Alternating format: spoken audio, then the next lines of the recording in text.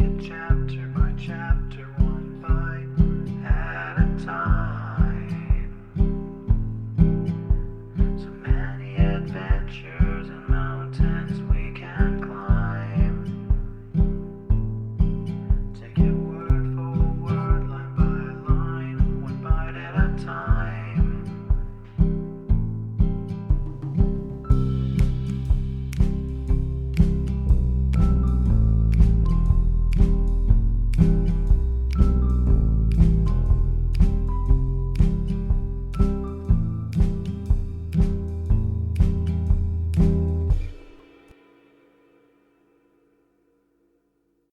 Welcome to Bite at a Time Books, where we read you your favorite classics one bite at a time. My name is Bree Carlile, and I love to read, and wanted to share my passion with listeners like you.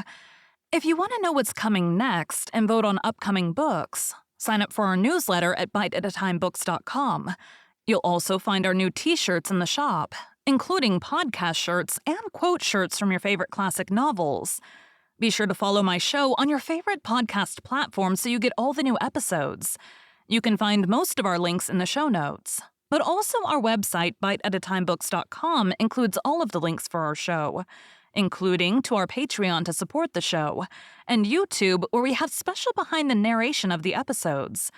We're part of the Bite at a Time Books Productions Network.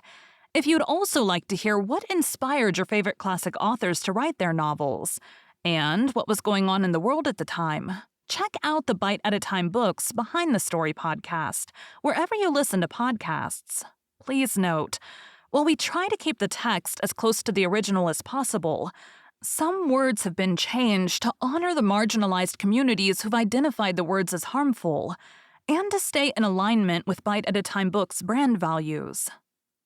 Today we'll be continuing Adventures of Huckleberry Finn by Mark Twain. Chapter 15. We judged that 3 nights more would fetch us to Cairo, at the bottom of Illinois where the Ohio River comes in, and that was what we was after. We would sell the raft and get on a steamboat and go way up the Ohio amongst the free states, and then be out of trouble. Well, the second night a fog begun to come on, and we made for a towhead to tie to, for it wouldn't do to try to run in a fog. But when I paddled ahead in the canoe with the line to make fast, there weren't anything but little saplings to tie to. I passed the line around one of them right on the edge of the cut bank, but there was a stiff current and the raft come booming down so lively she tore it out by the roots and away she went. I see the fog closing down, and it made me so sick and scared I couldn't budge for most a half a minute, it seemed to me, and then there weren't no raft in sight. You couldn't see 20 yards. I jumped into the canoe and run back to the stern and grabbed the paddle and set her back a stroke. But she didn't come. I was in such a hurry I hadn't untied her. I got up and tried to untie her, but I was so excited my hands shook so I couldn't hardly do anything with them. As soon as I got started, I took out after the raft, hot and heavy, right down the towhead.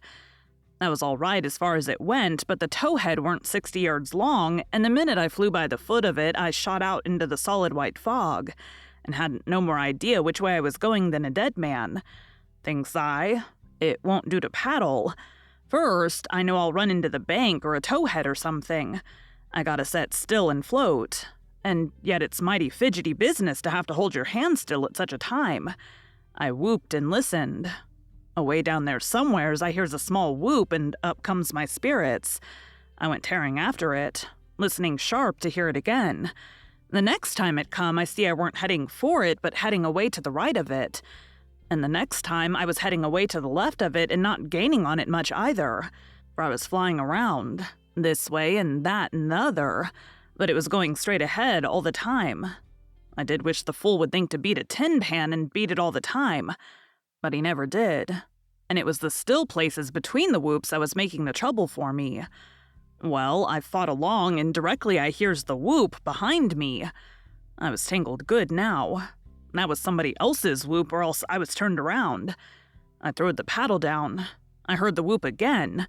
It was behind me yet, but in a different place. It kept coming and kept changing its place, and I kept answering, till by and by it was in front of me again. and I knowed the current had swung the canoe's head downstream, and I was all right if that was Jim and not some other raftsman hollering. I couldn't tell nothing about voices in a fog, for nothing don't look natural nor sound natural in a fog. The whooping went on, and in about a minute I come a-booming down on a cut bank with smoky ghosts of big trees on it, and the current throwed me off to the left and shot by amongst a lot of snags that fairly roared. The current was tearing by them so swift. In another second or two, it was solid white and still again. I sat perfectly still then, listening to my heart thump, and I reckon I didn't draw a breath while it thumped 100. I just give up then. I knowed what the matter was. That cut bank was an island, and Jim had gone down the other side of it.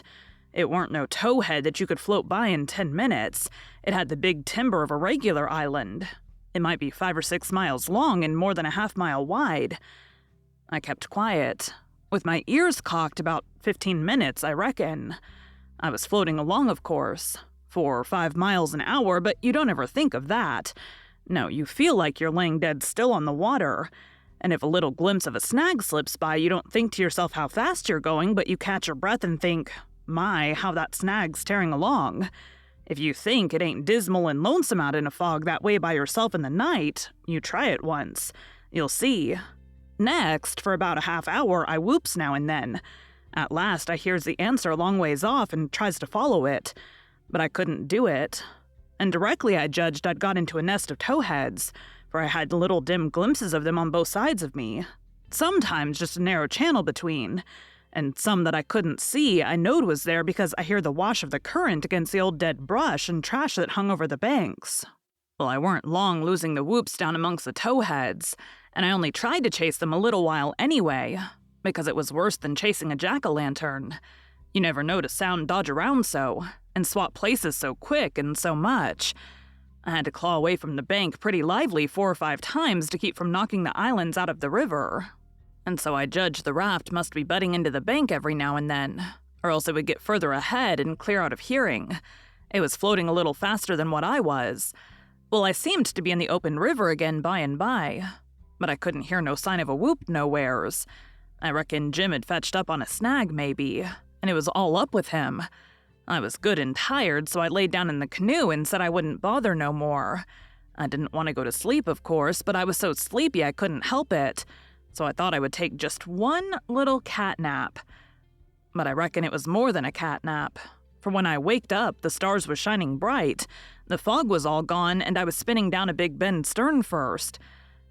First, I didn't know where I was. I thought I was dreaming, and when things began to come back to me, they seemed to come up dim out of last week. It was a monstrous big river here, with the tallest and the thickest kind of timber on both banks. Just a solid wall as well as I could see by the stars. I looked away downstream and seen a black speck on the water. I took after it, but when I got to it, it weren't nothing but a couple of saw logs made fast together. Then I see another speck, and chased that, then another, and this time I was right. It was the raft. When I got to it, Jim was sitting there with his head down between his knees asleep, with his right arm hanging over the steering oar. The other oar was smashed off, and the raft was littered up with leaves and branches and dirt, so she'd had a rough time. I made fast and laid down under Jim's nose on the raft and began to gap and stretch my fists out against Jim and says, "Hello, Jim, have I been asleep? Why didn't you stir me up?" "Goodness gracious, is that you, Huck? And you ain't dead, you ain't drownded, you's back again? It's too good for true, honey, it's too good for true. Let me look at you, child. Let me feel of you. No, you ain't dead, you's back again. Living to sound, just the same ol' Huck. The same ol' Huck, thanks to goodness." "What's the matter with you, Jim? You been a-drinking? Drinkin'? Has I been a-drinkin'? Has I a chance to be a-drinkin'?" "Oh, then what's made you talk so wild? How does I talk wild?" "How? Why, ain't you been talking about my coming back and all that stuff as if I'd been gone away? Huck, Finn, you look me in the eye. Look me in the eye. Ain't you been gone away?" "Gone away? Why, what in the nation do you mean? I hain't been gone anywheres. Where would I go to?" "Well, looky here, boss, dey's somethin' wrong. Dey is. Is I, me, or who is I? Is I here, or where is I? Now that's what I wants to know. Well, I think you're here plain enough, but I think you're a tangle-headed old fool, Jim. I is I? Well, you answer me this. Didn't you tote out the line in the canoe for to make fast to the towhead? No, I didn't. What towhead? I ain't seen no towhead. You ain't seen no towhead. Looky here, didn't the line pull loose and the raft go a-hummin' down the river and leave you in the canoe behind in the fog? What fog? Why, the fog that's been around all night. And didn't you whoop and didn't I whoop till we got mixed up in the islands and one of us got lost and the other one was just as good as lost? 'Cause he didn't know where he was. And didn't I bust up again a lot of them islands and have a terrible time and most get drownded? Now ain't that so, boss? Ain't it so? You answer me dat. Well, this is too many for me, Jim. I ain't seen no fog, nor islands, nor no troubles, nor nothing. I've been sitting here talking with you all night till you went to sleep about 10 minutes ago, and I reckon I done the same. You couldn't have got drunk in that time, so of course you've been dreaming. Dad, fetch it, how is I going to dream all dat in 10 minutes? Well, hang it all, you did dream it, because there didn't any of it happen. But Huck, it's all just as plain to me as... I don't make no difference how plain it is. There ain't nothing in it. I know because I've been here all the time. Jim didn't say nothing for about 5 minutes, but sat there studying over it. Then he says, Well, then I reckon I did dream it, Huck. But dog my cats if it ain't the powerfulest dream I ever see. And I hain't ever had no dream before that's tired me like this one. Oh, well, that's all right, because a dream does tire a body like everything sometimes. But this one was a staving dream. Tell me all about it, Jim. So Jim went to work and told me the whole thing right through, just as it happened, only he painted it up considerable. Then he said he must start in and interpret it, because it was sent for a warning. He said the first towhead stood for a man that would try to do us some good, but the current was another man that would get us away from him. The whoops was warnings that would come to us every now and then, and if we didn't try hard to make out to understand them, they'd just take us into bad luck instead of keeping us out of it. The lot of towheads was troubles we was going to get into with quarrelsome people and all kinds of mean folks. But if we minded our business and didn't talk back and aggravate them, we would pull through and get out of the fog and into the big clear river, which was the Free States, and wouldn't have no more trouble. It had clouded up pretty dark just after I got onto the raft, but it was clearing up again now. Oh, well, that's all interpreted well enough as far as it goes, Jim, I says. But what does these things stand for? It was the leaves and rubbish on the raft and the smashed oar. You could see them first rate now. Jim looked at the trash, and then looked at me and back at the trash again. He had got the dream fixed so strong in his head that he couldn't seem to shake it loose and get the facts back into its place again right away. But when he did get the thing straightened around, he looked at me steady without ever smiling and says, What do they stand for? I's a-goin' to tell you. When I got all wore out mid-work and wid callin' for you and went to sleep, my heart was most broke because you was lost, and I didn't care no more what become of me and the raft. And when I wake up and find you back again all safe and sound, the tears come, and I coulda got down on my knees and kissed your foot. I's so thankful. And all you was thinking about was how you could make a fool of old Jim with a lie. That truck, that's trash. And trash is what people is that puts dirt on the head and they friends and make 'em ashamed. Then he got up slow and walked to the wigwam, and went in there without saying anything but that. But that was enough. It made me feel so mean I could almost kissed his foot to get him to take it back. It was 15 minutes before I could work myself up to go and humble myself to a servant. But I done it, and I weren't ever sorry for it afterwards neither. I didn't do him no more mean tricks, and I wouldn't have done that if I'd have known it would make him feel that way.